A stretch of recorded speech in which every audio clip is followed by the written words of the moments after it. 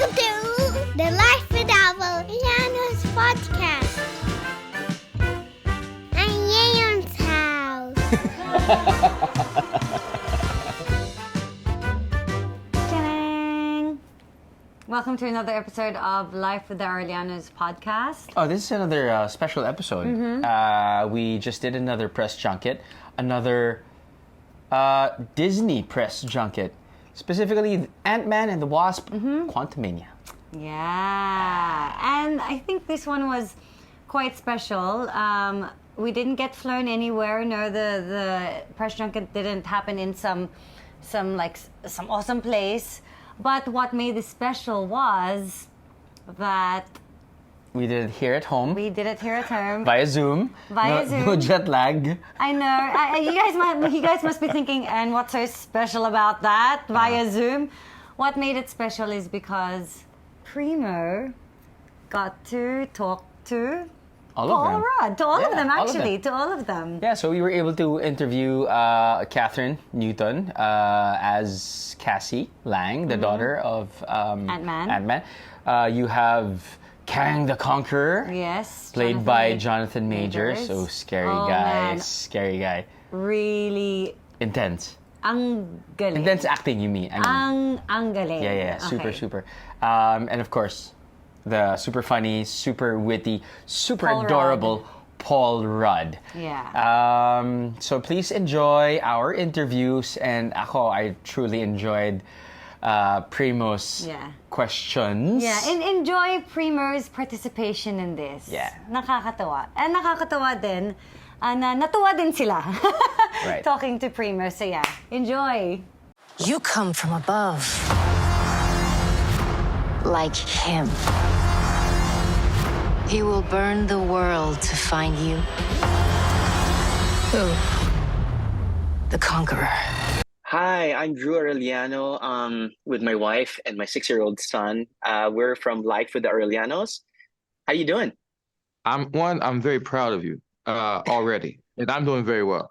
Even better now that I know you're a family man, getting it done. Well done. Thank you so much. I guess I just want to start off by saying I really enjoyed watching you. You're so scary and so effective. I guess my question would be, like, how would you describe your acting style and what influences it? I swear I saw Denzel Washington the first few minutes when you were in the cave with Janet. Oh wow.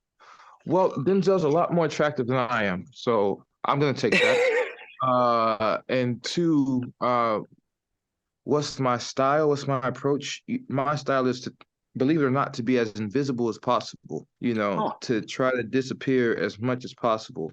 And in doing so, I think there's something quite revealing about the work. At least that's what seems to happen. That you see the character even more when they're trying not to be seen, when they're just really just dealing with what's in front of them. They can really pop because it's a certain amount of they're not self-conscious. They're literally just focused on the thing in front of them, and I think that's quite beautiful. I don't really like acting. You know what I mean? There are characters that become animated, right? And that's fine. There are people who become animated. We can all become animated under the right circumstances with the right stakes. But it's that, and this idea of, even in something like QUANTUMANIA, my approach to just philosophy is, oh, I love it. Or philosophy. I wish my girl was here yesterday. Hello, son. How are you? Okay. Say hi. Hi. Oh, hello. But it's just to make it like a documentary. You know what I mean? Awesome. Even if I'm in a Right, super right. suit, play it like a documentary. If you could go back in time, what would you do differently as Jonathan Majors? If I could go back in time, what would I do differently? The answer to that is, as hard as it would be for me to abstain, because some things have happened that I would like to change, I know it wouldn't change anything, because it is those things that got me in this room right now with you, looking at your beautiful son, and promoting this incredible film. So I got to take what happened and deal with it and be happy with where I am now. And you, young man, what is your question? What's your question, Primo? What's the best thing about being a conqueror? You get to eat all the ice cream you want. Yeah. What is the best thing about being a conqueror? And then what was the other part? Can you eat all the ice cream you want? I can eat all the ice cream I want, and that is the best thing about being a conqueror. Hands down. Hands down. The best thing about being a conqueror is being to eat all the ice cream I want without asking for permission. Thank you All right. Thank you so much for your time, Jonathan. My pleasure. Hello, ma'am. How are you? Hi, Be thank good, you. guys. People still need help, Dad. That's why we made this. It's like a satellite for deep space, but quanta.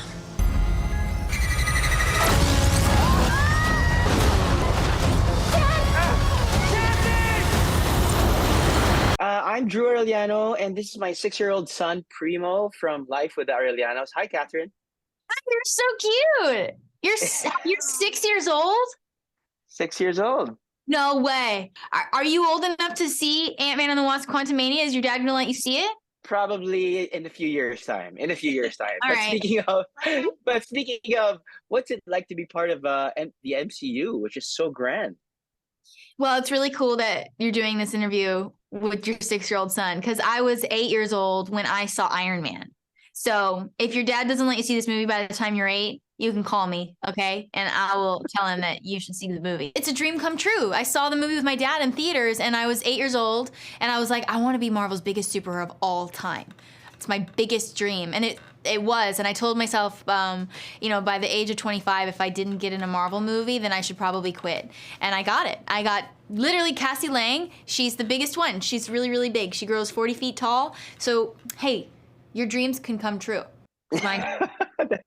That's awesome. Hey, can you share us about your experience working with the cast? It was so fun. I'm a huge fan of Marvel movies, so it was already a dream come true. And then I got to work with Paul Rudd every day. He's the funniest man in the world. Like, I don't think anything will ever top this experience. And I just can't believe that, like, I didn't get fired, because all I did was laugh the whole time. Laughed the whole movie. Every scene, I'm giggling. Was that a challenge, though? I mean, I'm sure you had like really emotional scenes and serious scenes, and then of course you had a comedian like Paul Rudd. That was the challenge, was that I had serious scenes and I was supposed to be sad or very, very intense and fierce, and I just couldn't do it. So I'm surprised I'm in the movie at all. What do you think Cassie represents for young people and audiences? I think Cassie represents, my generation, the youth. She's the future. I think that young people, they just want to do good. And they want to do it right now. There's a lot of impatience, with being young. And there's also a fearlessness. Like, I bet your 6-year-old son will run off a wall and, do whatever he wants and ride his bike. And are you fearless? Are you fearless? What's fearless? You You're have not no afraid. fear. You can do anything and you won't get hurt. Yeah, that's right. And Cassie Lang is like that, and I wish I was more like that. So I think she's a good reflection of kids right now. I know I'm a lot like her. I think that I know everything. I definitely don't. And I really care about people. That's my favorite thing about her, is that she just leads with her heart. And then, she's really clumsy and kind of a dork like me. She's moving a little too fast. But she just wants to, make her dad proud. And she'll never admit it, but that's what she wants to be, is like her dad. One last question from Primo. Primo, what's your question? Which do you like more, being a tiny ant or a giant ant? Being an Ant-Man or what? Which do you like more, being a small ant or a giant ant? Oh, can you guess which one I like more? Tiny. Tiny? Tiny? You think I like being tiny? I like being big. Why? You won't Because be able to fit in your house. now I will have to just get a new one with bigger stuff and bigger food and bigger plates and bigger beds. Yeah? Okay. By the way, I saw your phenomenal golf swing on Fallon. Thank Also you. a golf fan. So, Yeah. hey, thank you so much for your time, Kathryn. Say thank you. Thank you. Bye, Mom. Bye. Thank you. Love, friendship, legacy, Ant-Man versus Kang. You're an interesting man. Scott Lang. Hi, Paul. I'm Hi. Drew Aureliano from Life with the Aurelianos here in the Philippines. That's my wife. Hi. So, nice What's to your see you. name? Her name's Ia. She's actually from Sydney. But nice to meet you. There you go. Yeah. I So know, it's I just know, like being right? home. Nice background. Actually, the first question would be, when Ant-Man came about back in 2015, what was Jack's reaction? This is my son, by the way. He's 6 years old. What Oh, was what's your Jack's? name? His name is Primo, Primo. and A great name. I think he's gonna be asking the last question later on. Oh, But excellent. when Ant-Man first popped up back in 2015, what was your son's reaction compared to when your daughter saw Ant-Man, like, after a few years? Like, was it like, my dad's a superhero? He was excited. He had never really seen a movie really that I'd ever been in. I never showed him anything like that. I didn't really keep it from him, but he wasn't interested, and I wasn't going to try and get him interested. But when Ant-Man came out, we went to the premiere, and he saw that, and it was a bit of sensory overload, I think, for him. Oh. It was such a, I mean, he was a little older, but I mean, the red carpet and all of the, photographers and everything, it was like, whoa, this is a big deal. And he was a Marvel fan at that point. He'd seen Marvel films. And so I think he was kind of knocked out by it. It was pretty cool. Got it. I'm sure everyone would be so proud to have Ant-Man as a dad, or any superhero. You should tell that to my kids now. I just wanted to ask, how important is this film to start the Phase 5? It's a big deal, and it's important because it's going to set the table, for everything that's about to happen. And it's a cool thing because we get to introduce Kang the Conqueror, and Kang is going to play a big part in the story moving forward. But it felt so alive and huge and new and crazy, and it was this new energy. I loved working on the first two. They're kind of these sweet family, fun action and all of that, but they don't feel quite so enormous compared to, say, Infinity War, Endgame, or some of the other Marvel films. This one kind of does. This one is a bit different. So to be a part of something like that, the beginning of Phase 5, Kang the Conqueror, and Ant-Man's going up against them, it felt huge, and so it is important for the rest of everything going forward. Can you compare, like, how grand Kang is compared to Thanos? Because, as MCU fans, you'd be like, oh my God, Thanos is like the strongest ever. And then here comes Kang. Right. I think you'd have to be a pretty powerful figure to be more threatening than Thanos. And yet I think Kang is.